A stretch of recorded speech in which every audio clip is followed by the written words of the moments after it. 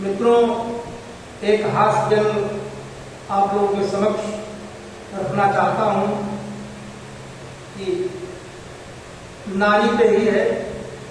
नारी ही सबसे बड़ी वो माया है जो बड़े बड़े देवताओं को जिसने नचाया।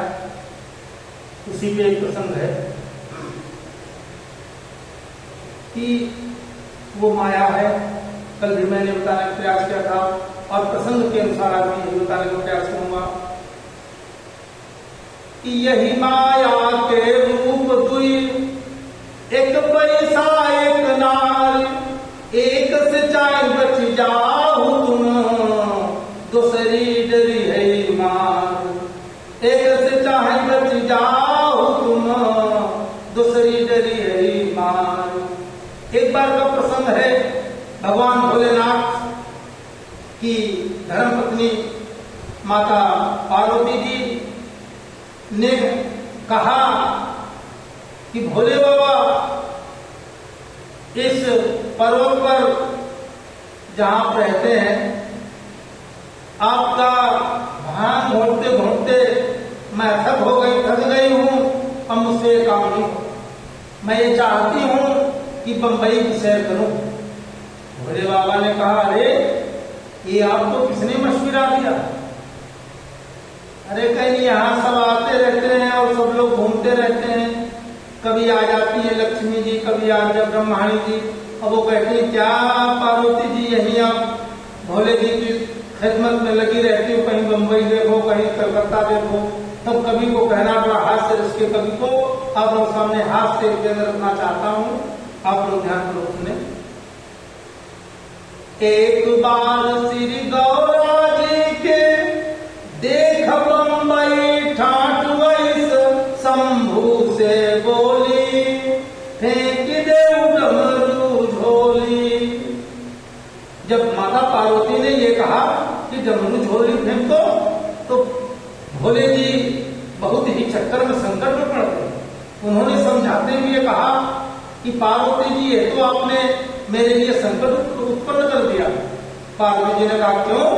कहीं मैं देखो डमरू और झोली इसीलिए नहीं फेंक सकता कि डमरू जब मैंने नृत्य किया और नृत्य करने पर पाणिनि के 14 सूत्र डमरू को जाकर मैंने किया, तो पाणिनि के 14 सूत्रों का निर्माण हुआ, जिससे संस्कृत पूरा उसका कोर्स चल रहा, पाठ्यक्रम चल रहा, संस्कृत के सब सूत्र चलते हैं। तो इसलिए मैं डमरू को त्याग नहीं सकता। और झोली, पार्वती जी झोली में मेरे कुछ नहीं। झोली में तो किसी माता अपने बच्चे को लेकर आ गई। सवेरे सवेरे उसने कहा, बाबा मुझे बहू दे दो, मैं झोली में से बहू दे देता हूँ। बच्चा चंगा हो जाता है।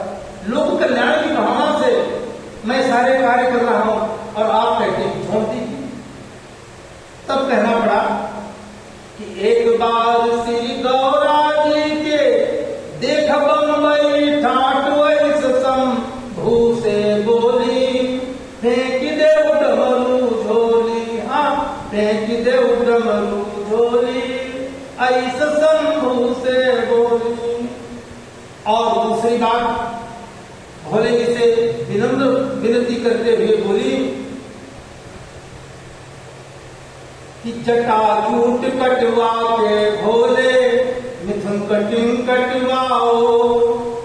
भस्म रमी है तुम्हारे अंग में, फिर पीस सिलवाओ। बूढ़ो ना दिया जर जर मृगो, एक मारुति मंगवाओ।